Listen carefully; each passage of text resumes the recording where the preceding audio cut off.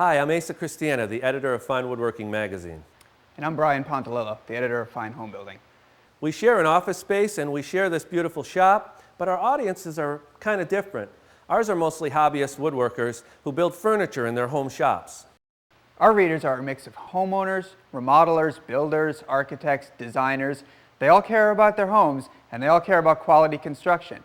They're just as likely to be found crawling around in the attic with a can of spray foam as they are building a custom deck. But if there's one thing they have in common, they all love built-in cabinetry. That's right, and that's why we decided to have a build-off. We each invited one of our contributors to come to our shop where they would design, build, and install cabinets for a mudroom or entryway. Keep on watching and you'll see a video overview of both projects as well as assorted tips from each of the experts. We'll be covering these projects in our magazines too, and web members will have access to the stories, videos, measured drawings, and step-by-step instructions to build these cabinets. So let's talk about our experts. Fine Woodworking chose Tony O'Malley because he's an accomplished furniture maker, but he also specializes in built-in cabinetry. So that means he knows a lot of efficient tips and tricks that help him make money on a job. He's going to show you quick ways to build cabinet boxes using biscuits and screws, how to level the whole assembly and scribe it to crooked walls and floors, and he'll show you a really smart and fast way to attach a face frame piece by piece. We chose Gary Striegler. Gary's a home builder from Fayetteville, Arkansas, and a lifelong trim carpenter. Here you're going to see how Gary used a track saw to cut sheet goods to size, pocket hole screws for joinery, and how he used stock moldings to dress up otherwise basic plywood boxes. The differences between the two builders were apparent from the moment they arrived in the shop. Gary showed up with a huge shipping container. Well, it's a shop in a box. It's got my miter saw station and my work table, which is just about all I need to be set up and do all kinds of work. Here he is unpacking it. Once he'd removed all his tools, he reassembled it to become a workbench. At home, Gary doesn't need a shipping crate, but he does take the time to set up this efficient shop on site for most of his work. Tony, on the other hand, does as much as he can in his home shop. It's much easier to get good results in the shop because I've got all my own tools, my own setups, my own jigs, and much better control over all the processes. And he has a huge shop with high-end machines, so he can do very accurate work there. Get all the boxes built, mill the frame and molding pieces, and pre-finish everything. So when he arrives on site, all he's got to do is installation. While he was here, we had him use our shop here at Fine Woodworking just the way he would use his own home shop. The differences between Gary and Tony didn't end with the shop setup either. These guys took different approaches to their design. For my design, I wanted to give as much versatility as possible in a confined space. You know, there's just a lot going on in today's family. Most people really like to have some sort of a countertop space where they can put things. You know, this might be a briefcase, lunches, even homework.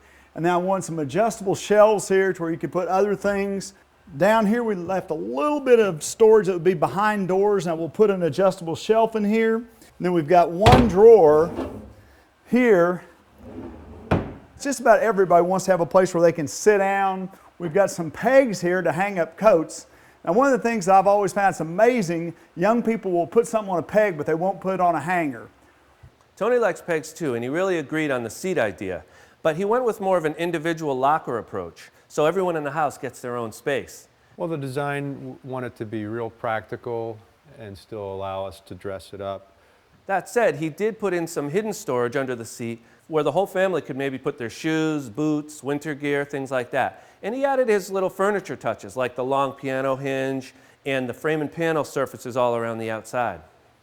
And Gary's design reflects his perspective as a builder who might be responsible for more of this job than just the cabinets. Gary needs to be as efficient and cost-effective as possible. That's why his cabinets are paint grade, use stock moldings, and have staggered face frames so he doesn't have to worry about fussy alignment.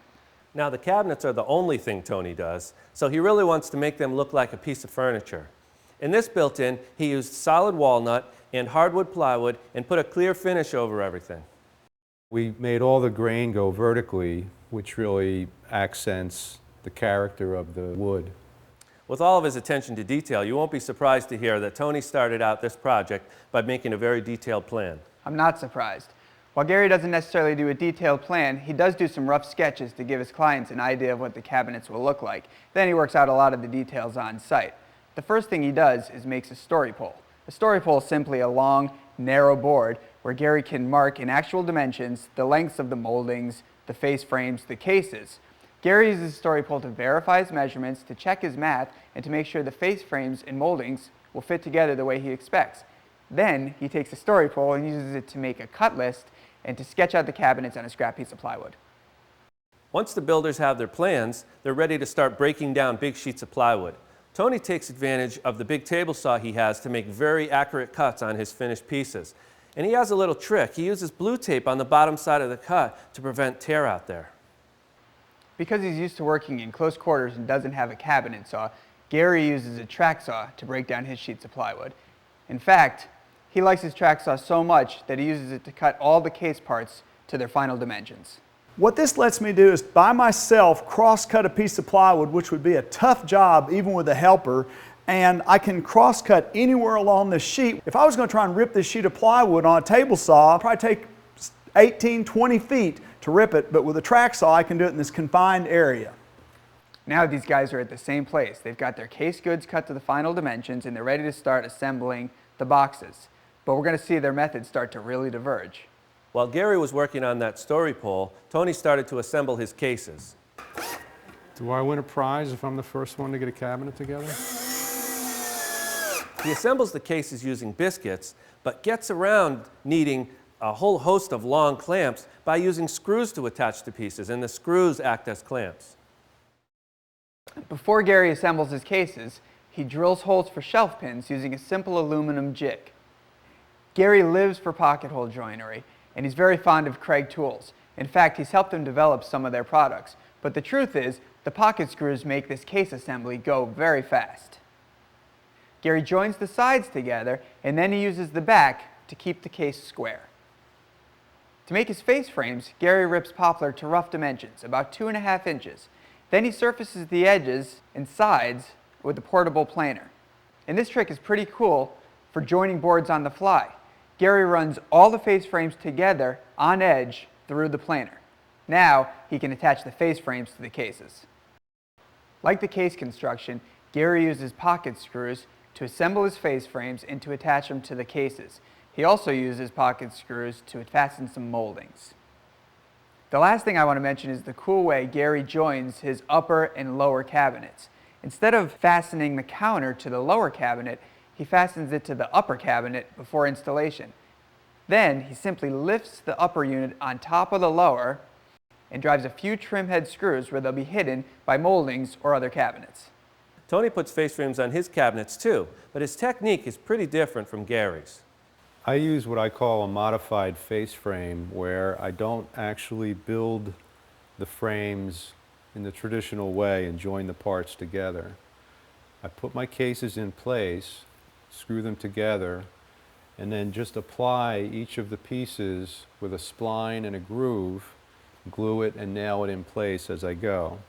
So Gary's face frames go on before installation and Tony's go on after, so I guess that means both guys are ready to install the cabinets.